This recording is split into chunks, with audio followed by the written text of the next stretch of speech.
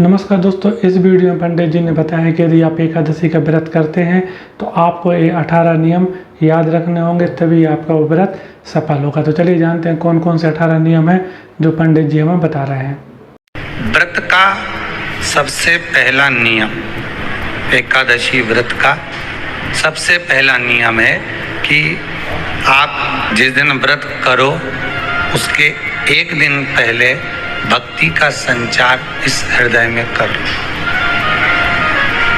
भक्ति का संचार इस हृदय में कर लीजिए। जिस दिन आप व्रत करो, जैसे एकादशी का व्रत कर रहे हो तो दशमी के दिन शाम का समय जब आवे, रात्रि जब होने लगे, शाम का समय आवे और रात्रि का आप जब भोजन ग्रहण करो तो उस भोजन में कोई ऐसा पदार्थ ग्रहण मत करिए जिस पदार्थ के कारण आपकी एकादशी बिगड़ जाए। एकादशी का दूसरा नियम बहुत ध्यान से सुनिएगा। जिस दिन आपकी एकादशी का व्रत हो उस दिन प्रयास करिएगा कि अपने हाथ से किसी भी वृक्ष की कोई पत्ती टूटे ना। अपने हाथ से किसी भी वृक्ष की, पौधे की, किसी भी वृक्ष की पत्ती अपने हाथ से ना टूटे। बहुत ध्यान दीजिएगा महाराज। एकादशी का ये दूसरा नियम है कि अपने हाथ से किसी पौधे की, किसी वृक्ष की, किसी डाली की कोई पत्ती ना टूटे, इसका प्रयास करिए।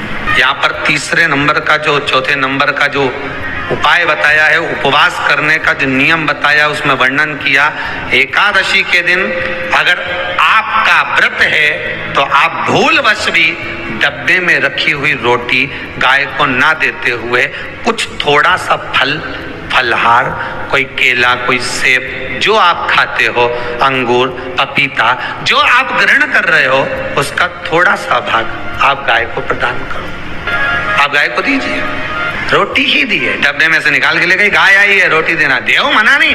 बाकी के दिन आप आपके बेटे से कह दो रोटी दिया बेटा जा, पर आप अपने हाथों से, आपका व्रत है तो आप फलहार आप कर रहे हो तो फलहार का ही दान गौ माता को दीजिए।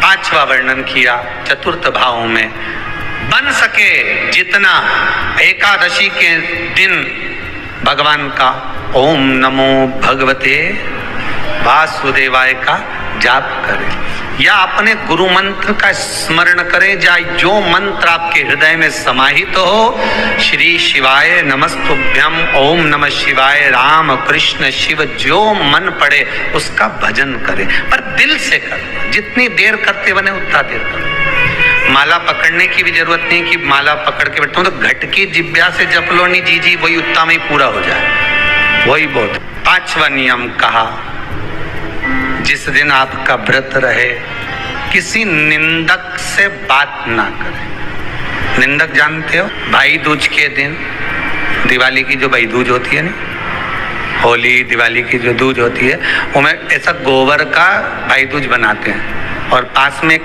चुगलखोर भी बना है और चुगलखोर के ऊपर ऐसा भाटा धर रहे हैं, एक पत्थर।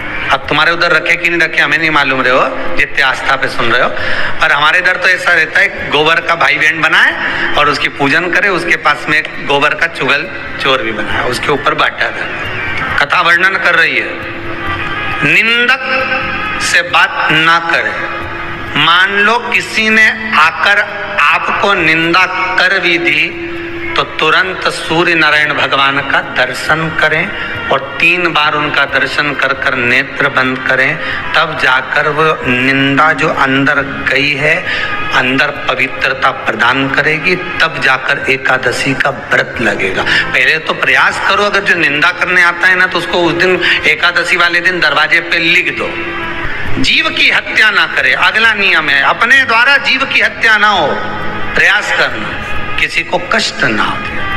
18 नियम में से एक नियम और, प्रयास करिएगा एकादशी जब भी करें तो द्वादशी से जुड़ी हुई करें, दशमी से जुड़ी हुई एकादशी कम करें। जो वैष्णवों की एकादशी कौन सी होती है? जो एकादशी द्वादशी से जुड़ी हो, दशमी से नहीं। दशमी से जुड़ी हुई एकादशी व्रत कहलाती है और द्वादशी से जुड़ी हुई एकादशी पुण्य फल प्रदान कर कर वैष्णवों को भगवान के चरण में छोड़ आती है। इसलिए एकादशी द्वादशी से जुड़ी हुई होना चाहिए। फिर अगला वर्णन किया गया महाराज, शास्त्र कहता है, अगला वर्णन जो किया गया उसमें बताया, प्रयास करें जिस दिन एकादशी हो उस दिन घर में बुआरी झाड़ू आदि जो लगती है वो दूसरा लगा लें। क्यों? उसका वर्णन है, अगर आप बुआरी लगाएंगे, झाड़ू लगाएंगे, पोछा लगाएंगे तो हो सकता है कोई जीव आपके हाथ के द्वारा मर जाए। क्या करोगे? सारे व्रतों में केवल एक व्रत ऐसा होता है एकादशी का जिसका उद्यापन पहली एकादशी पर भी कर सकते हो। सारे उद्यापन में केवल एक उद्यापन ऐसा होता है, सारे व्रतों में एक व्रत का उद्यापन ऐसा होता है, वो है एकादशी का। ये जरूरी नहीं कि 26 पूरी होगी तभी तुम करोगे, या तो पहली में ही कर लो या फिर 26 पूरी हो तब कर। पर उद्यापन, अब तुमको ऐसा लगे कि हाँ मैं अभी तो जीऊंगी हो, अभी तुम्हारा बाल भी धोला नहीं हुआ, तुमको ऐसा लगे तो अभी तो मैं तो बढ़िया, तो पहली पर करने से क्या फल मिलेगा?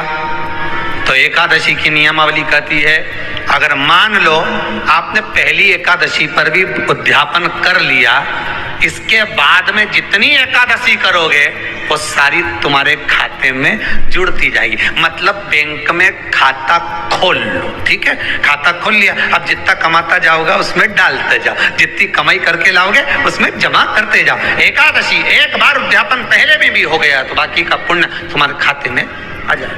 एकादशी का उद्यापन बड़े महीने में माघ शुक्ल एकादशी के दिन, माघ का महीना हो, शुक्ल पक्ष की, जम के बोलिए, एकादशी हो, प्रयास करना कि आप उद्यापन करें, भले 5, 10, 11, 12 जितनी एकादशी हो जाए, 26 हो जाए तो ज्यादा अच्छी है, नहीं तो आप करें तो माघ महीने की शुक्ल पक्ष की एकादशी के दिन आप उद्यापन करें।